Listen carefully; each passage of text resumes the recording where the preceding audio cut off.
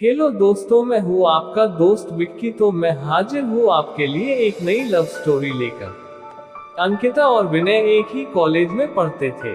दोनों के एक कॉमन फ्रेंड ने उनकी मुलाकात करवाई थी। पूरा ग्रुप साथ में घूमते फिरते खाते पीते रहते थे। पर अंकिता और विनय की नजदीकियां बढ़ने लगी। देखते ही देखते उनको एक दूसरे से प्यार हो गया। अब वह दोनों अकेले वक्त बिताने लगे। भाग में घूमना, साथ में मूवी देखने जाना, साथ में पढ़ना, वह हर चीज एक साथ ही करते थे। देखते ही देखते कॉलेज खत्म हो गया और उनका मिलना भी कम हो गया। एक बार अंकिता और विनय दोनों एक समुद्र किनारे बैठे थे। अंकिता ने विनय से कहा, अब तो हमारी कॉलेज भी खत्म हो गई है, अब हम एक दूसरे के साथ वक्त कैसे बिताएंगे, और अब जल्द ही मेरे घर वाले मेरी शादी करवा देंगे।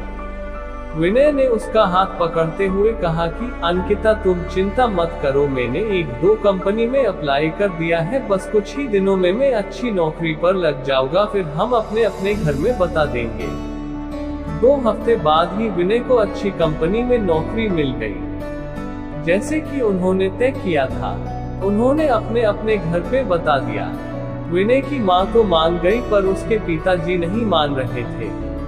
और यहाँ अंकिता के घर वालों ने तो साफ साफ इनकार ही कर दिया था। वो दोनों बहुत परेशान होने लगे कि अब क्या होगा, कैसे वह अपने घर वालों को मनाएंगे। बहुत दिन हो गए, दोनों का एक दूसरे से बात करना भी कम हो गया था, क्योंकि अंकिता के घर वालों ने उसका फोन ले लिया था और उसके लिए रिश्ता ढूंढ रहे थे। वह कभी कभी अपनी सहेली के घर जाती, तभी विनय को फोन कर पाती थी और बस हमेशा यही कहती कि विनय, तुम जल्दी ही कुछ करो वरना मेरी शादी हो जाएगी, मैं तुमसे बहुत प्यार करती हूँ, तुम्हारे बिना नहीं रह पाऊंगी। विनय भी उससे हमेशा आश्वासन देता था, पर उससे भी नहीं समझ रहा था कि वह क्या करे, कैसे अपने घर वालों को मने। यही सोचते सोचते वक्त बीतते जा रहा था। दोनों बहुत परेशान रहने लगे। विनय घर पे न कुछ खाता था, न ही बात करता था, बस पूरा दिन शांत शांत रहता था। ये देखकर उसकी माँ से रहा नहीं गया और उसने अपने पति को समझाया कि मुझे मेरे बेटी की खुशी से बढ़कर कुछ नहीं है, और अब अगर उसकी शादी होगी तो अंकिता से ही होगी। आप कल ही उसके घर जाके उसके माँ बाप से बात करो। अगले ही दिन विनय के पापा अंकिता के घर गए और अंकिता के माँ बाप से बात की और उन्हें समझाया कि हमारे बच्चों की खुशी में ही हमारी खुशी होगी। मेरा बेटा एक अच्छी कंपनी में काम करता है और उसकी तनख्वाह भी अच्छी है, वह आपकी बेटी को खुश रखेगा। विनय के पिताजी की बात सुनकर अंकिता के माँ बाप मान गए और शादी के लिए राजी हो गए। विनय और अंकिता की शादी धूमधाम से हुई।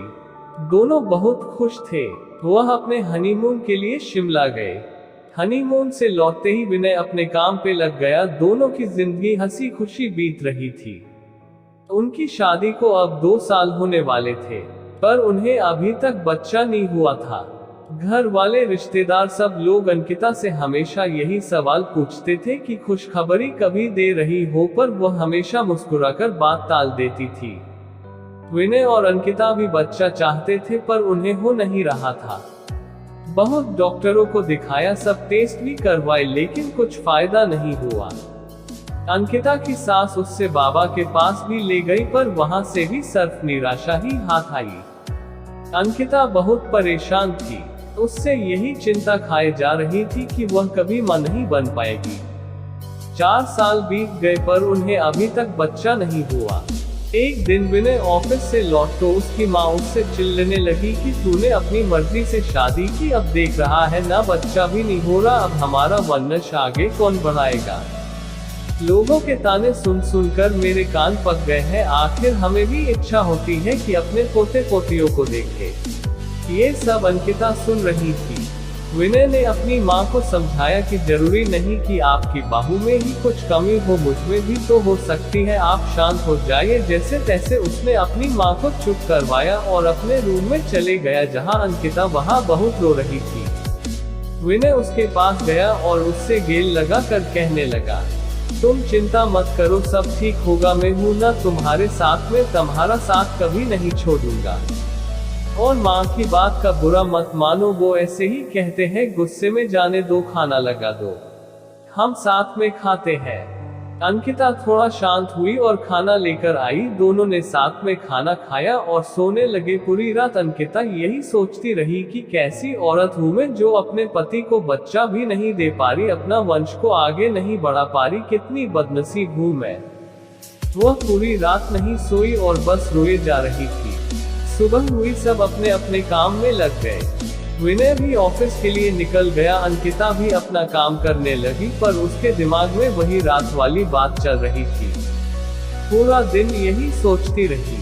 रात को जब विनय घर आया तो अंकिता ने उससे खाना दिया और वह दोनों अपने कमरे में सोने की तैयारी कर रहे थे कि तब अचानक अंकिता ने विनय से कहा कि क्यों ना हम एक बच्चा गोद ले ले, अब हमें तो बच्चा नहीं हो रहा, क्यों ना हम किसी बच्चे को गोद ले और उससे माँ बाप का सुख दे और हमें भी बच्चे का सुख मिल जाएगा। विनय ये बात सुनकर बहुत खुश हुआ। वो दोनों दूसरे ही दिन एक दत्तक ग्रहण संस्था गए और वहाँ पूरी बात बताई। दत्तक ग्रहण संस्था वालों ने कहा कि आप एक फॉर्म भर दीजिए, जैसे ही सब जांच पड़ताल हो जाएगी आपको फोन आ जाएगा। उन्होंने फॉर्म भरा और एक आशा के साथ घर लौटे कि शायद अब उनकी परेशानी दूर हो जाएगी। 6 महीने हो गए, उनको कॉल नहीं आया। विनय जब भी वहां जाता वह लोग उससे एक ही जवाब देते कि कॉल आ जाएगा, पर इंतजार की गाड़ियां बढ़ती जा रही थी। अब अंकिता हिम्मत हार चुकी थी, वो पूरी तरह से टूट चुकी थी। विनय भी आखिर कितना उसको समझा पाता, दोनों थक चुके थे। उन्हें अभी कोई उम्मीद ही नहीं रही थी कि वह कभी माँ बाप बन पाएंगे। पर विनय ने अंकिता का साथ और कोशिश करना नहीं छोड़ा। वह हर 2 दिन में संस्था जाता था। इंतजार करते करते 8 महीने हो गए थे और एक दिन अचानक विनय को कॉल आता है कि आप दत्तक ग्रहण संस्था में आ जाए, आपके लिए एक खुशखबर है। उसने तुरंत अंकिता को फोन करके दत्तक ग्रहण संस्था आने के लिए कहा। दोनों वहां पहुंचे तो उन्हें पता चला कि उनको एक बेटी गोद दी जा रही है, जो कि सिर्फ 5 महीने की है। विनय और अंकिता की खुशी का ठिकाना नहीं रहा। विनय तो खुशी के मारे वही नाचने लगा। वो दोनों उस बच्ची को लेकर घर आए। विनय की माँ ने उनका पूजा की थाली से स्वागत किया। उन्होंने उसका नाम किरण रखा, जैसे वह उनकी जिंदगी में आशा की किरण हो। वो सब बहुत खुश थे, आखिर उन्हें अपनी बेटी जो मिल गई थी और वह अच्छे से खुशहाल जिंदगी जीने लगे। बस यही होता है प्यार, जो हर वक्त में तुम्हारा साथ दे और यकीन दिलाए कि हमारी परेशानियां हमसे छोटी होती है और हमें कभी अपने जिंदगी में उम्मीद नहीं छोड़नी चाहिए। विश्वास हो तो हम सब कुछ पा सकते हैं। हमारे चैनल को लाइक और सब्सक्राइब जरूर करें। धन्यवाद।